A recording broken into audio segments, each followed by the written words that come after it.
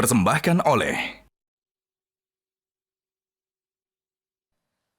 Terima kasih pemirsa, Anda masih bersama kami di Gaspol Sahur. Gaspol memang. Hari ini tema yang dibahas adalah berkaitan dengan tradisi mudik. Nah, kita ingin setelah kita berpuasa, apa yang harus kita lakukan supaya meski mudik ibadah tidak terusik. Yang pertama tadi Ustadz Dasat bilang luruskan niatnya, lillahi ta'ala. Berikutnya Pak Ustadz. Siapkan segala sesuatunya yang dibutuhkan dalam perjalanan. Ya. Kalau makin jauh, makin biasanya makin banyak persiapan-persiapan yang penting. Ya. Nah, persiapan-persiapan penting yang paling penting apa Ibu? Makanan. Apa? Oh, money. Iya. Wadekiro. Ini dulu ya Bu. Kan kalau dia makin jauh naik pesawat. Benar. Ya, kalau tidak bisa naik pesawat karena satu gerbong, kita misalnya anak 7, ya.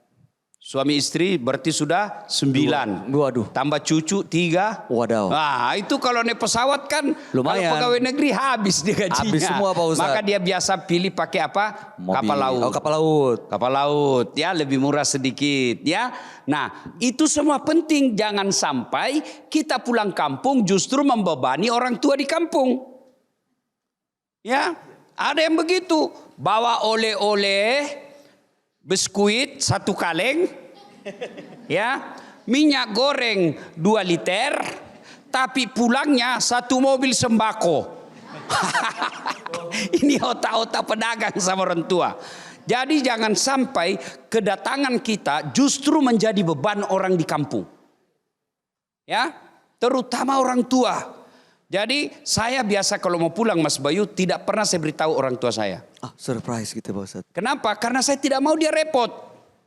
Namanya orang tua, mau dilarang atau tidak, dia pasti betul. repot. Persiapin ini. Betul. Bah, kalau begitu, Assalamualaikum mak. Wih, dek gagan ya buah rakotuna, ai, dek toma popau. Nah, dia bilang, tidak ada sudah itu saya hidangkan kamu nak karena kau tidak bilang-bilang. Memang itu tujuan kita, jangan lagi membebani orang tua di kampung. Supaya nggak merepotkan ya Pak Ustadz. Maka lebih baik lagi kalau kita yang datang bawa oleh-oleh. Oleh-oleh itu disesuaikan dengan kebutuhan.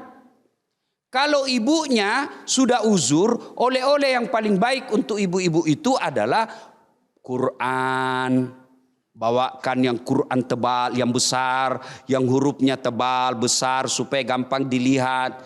Ya, yang perjus. Kan ada itu Quran yang diperjus Bu ya, supaya dia ngaji targetnya satu hari. Apalagi kita belikan mungkin tasbih elektronik, tasbih digital itu yang dipencet-pencet begini. Ya, ya, nah, itu pokoknya kalau orang tua makin uzur kita bawa oleh-oleh dan cenderahati yang mendekatkannya kepada Allah Subhanahu Wa Taala.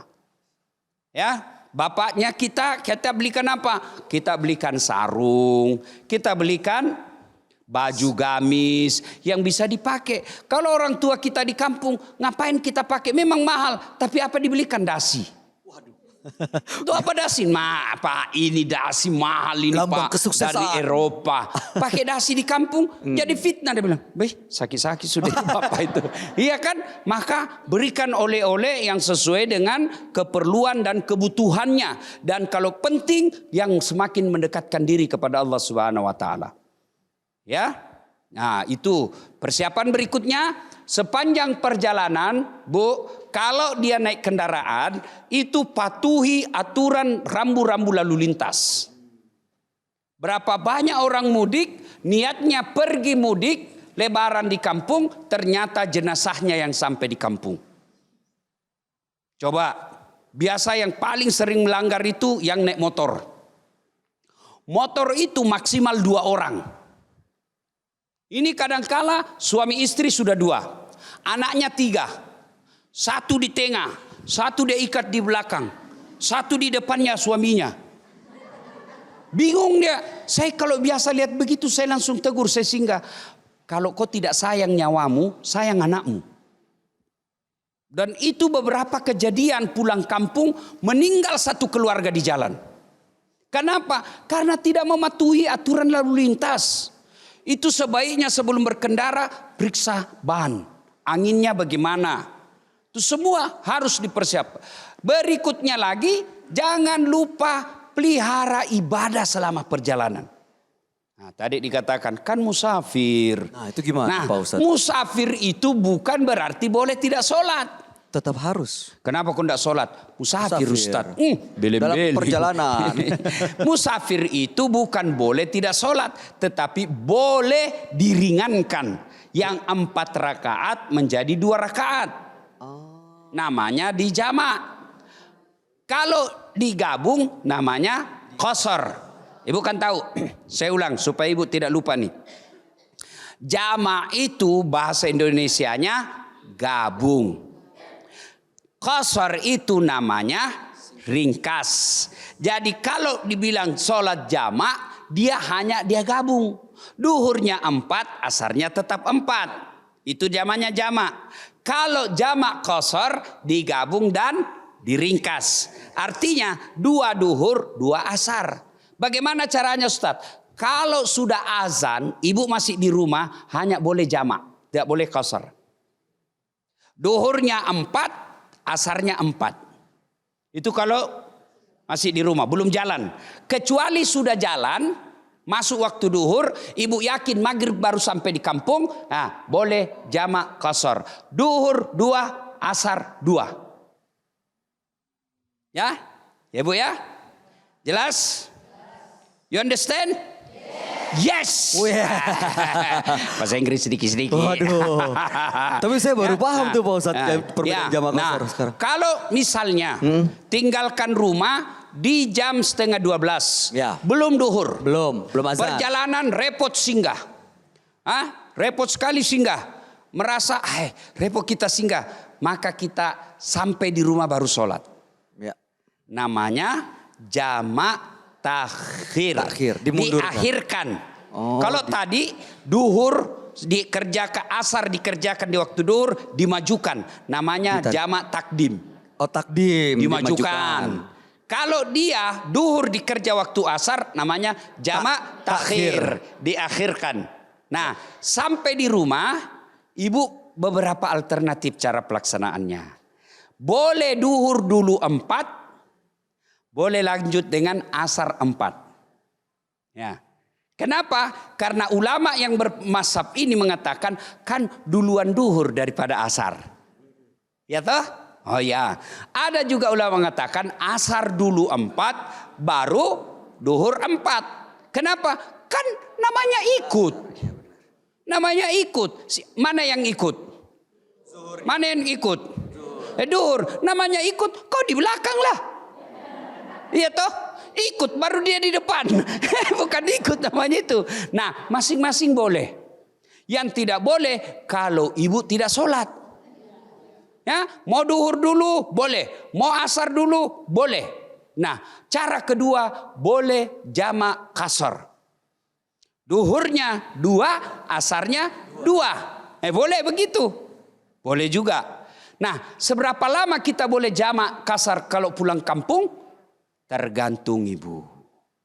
Kalau ibu merasa saya bukan lagi penduduk kampung, karena saya sudah tinggal di Makassar, berarti ibu boleh jamak qasar.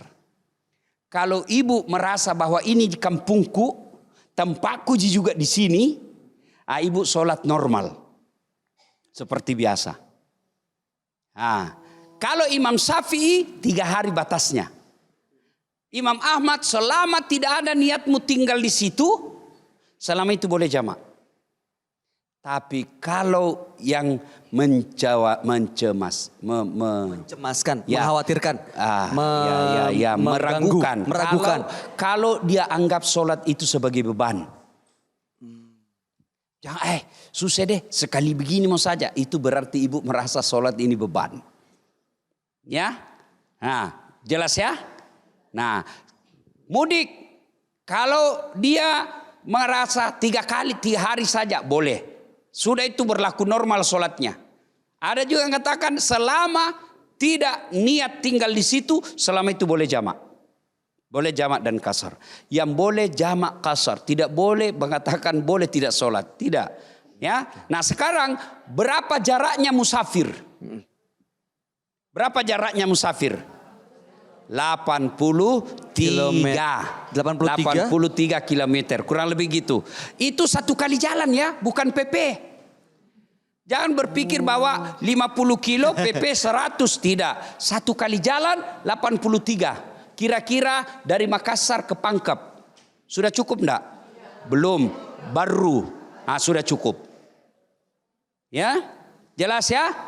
Nah, itu. Sudah, apalagi kalau sudah kita harus istirahat dulu. Wah, bahasa Pak Ustadz. Rehat dulu, break dulu. Tadi tanggung Pak Ustadz tuh udah mau kesebut padahal. Ya, Ditahan dulu ya Pak Ustadz tahan ya. dulu. Oke lah kalau begitu. Ada yang mau lewat. Untuk itu jangan kemana-mana sahabat Dasat. Kami akan kembali saat lagi. Untuk selanjutnya juga kita akan terima pertanyaan dari ibu-ibu yang hadir di sini. Tetap bersama kami tentunya di Gaspol Sahur.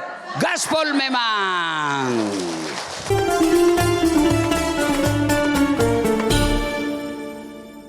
Dipersembahkan oleh